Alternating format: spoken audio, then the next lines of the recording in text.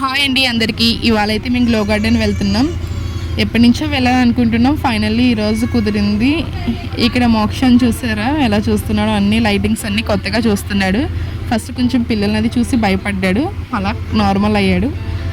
ఇక్కడ చూసారా వాళ్ళ చెల్లితో ఎలా ఆడుతున్నాడో, చాలా బాగా ఎంజాయ్ చేస్తున్నాడు.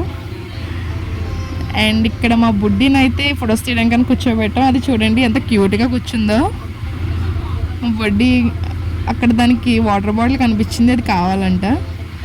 అది ఇస్తే ఇంకా మోక్ష ఇక్కడైతే దానికి ఫొటోస్ తీస్తున్నాడండి.